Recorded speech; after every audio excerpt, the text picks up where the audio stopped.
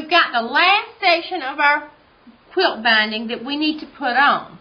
To do this and to make it come out accurately, I'm going to, I call it finger stitching. I'm going to take the short end, the starting end, and I'm going to come down, just putting enough pressure to where I know about where it would be if I stitched it down.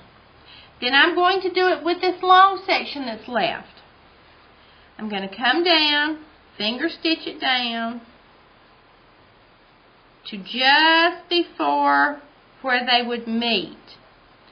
Now, my binding strips were 2.5 inches wide. You have to know the width of your binding strip to do this next step.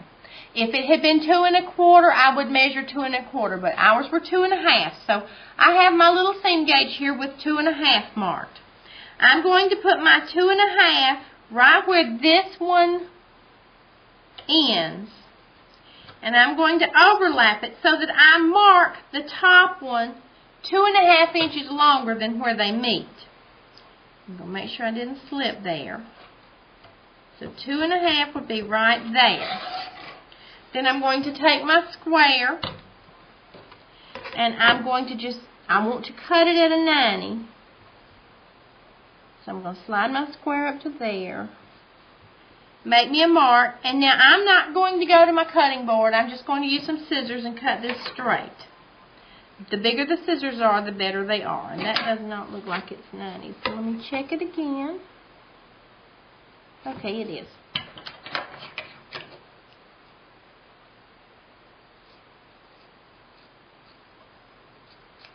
So we've cut this at a 90, and as I said, larger scissors, you'll get a better cut. Ease that up right there. Now we're going to take these pins out. Now this is the trick. Remember how your original end, now remember these overlap 2 1/2 because my strips were 2 1/2. Remember how your first end had that 45-degree line on it. This is the tricky part, and I want you to see it. We're going to take these two and open them out and pretend like if we put this one in the other one, this is the easiest way for me to describe it. This point of the top one, I'm going to put a needle in it, would wind up on this point of the bottom one. So I have my 2 pins where they should meet, but we have to meet good sides together.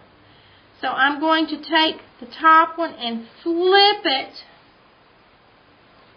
to where the pin on the top one is on top of the pin on the bottom one. They've got to be good sides together. So if the bottom one is still sitting like this, your top one is just going to flip and land on top of it like that.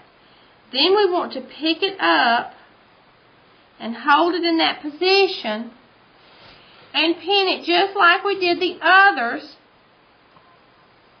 to where our 45-degree line is going to be coming out at the top. It's going to be even at the right. Your 45-degree line coming out at the top of the back strip, and then at the bottom it'll come out even with the corner of the bottom strip, and then put one in between. Then we're going to stitch this seam, trim this off, finger press it open. We're not going to go back to the ironing board for that little bit, and then fold it in half and continue stitching this, and I'll show you how to do that in just a moment. As you're sewing this last seam on the quilt, you may want to baste it or pin it in place along the seam line and check it to make sure that it is going to turn right. Some people will get it done and it twists. If you do not get it put together right, it will twist and then it won't lay flat on the quilt. So baste it, and if it works, then go ahead and stitch it down. Or pin it and make sure it's right before you actually stitch it down. After a couple of these, it will become automatic. It took me quite a few. I would think I had it right, and I would do it, and it would be twisted, and I would undo it, and then I would think I would have it right. So don't just assume you're going to have it right if you don't do that many quilts. Baste it, check it, and then stitch it down. I'm going to trim this little triangle off just like we did before and finger press it down and then flip it in half like we had it before and finish stitching this to the quilt. I stitched it together, finger pressed this open, and now I will flip it closed. To get this in alignment, I'm going to pin it about 3 times and just sort of even it out between there, and it will come out right. And then stitch it down, and then you won't have any problems with it. And then we'll be done. I have pinned the binding around from the front to the back, a couple of pins on each side of the corner. I want to show you how to do the corner, and I'm going to try to do this where you can see what I'm doing. You pin just up to it on either side. Then I take something and gently work the corner of the quilt into the corner of the binding.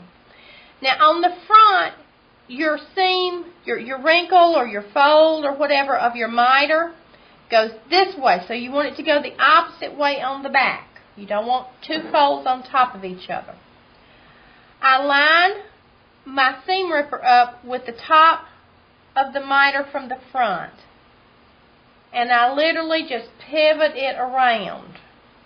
And this takes a couple of times, and this is a little awkward for me right here. But you pivot it around, and then you can pin it in place, and you'll have a miter on each side, and it will look really good. As you're stitching, I use what's called a blind or a hemming stitch. You're going to go down into the back, travel down, come up through the binding. Come out. Go back into the back of the quilt, right where you came out of the binding, travel down and come up and come out again.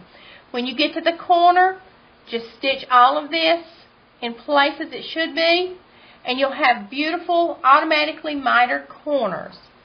Don't forget your label. Put your name and the date it was completed, and also you might want to put a personal note on it. We have antique quilts now, hundreds of years old, that we don't know anything about. And it would be nice to know some of the family history to them. I hope you've enjoyed today's lesson. Whether you hand quilt or machine quilt, the binding will make the quilt. And I hope you've gotten something from today's lesson that will improve your quilts in the future. Remember, don't ever quit trying to learn as far as your quilting skills. There's always something out there that someone else has figured out and that can make your quilting life a lot easier. Until I see you again, happy quilting.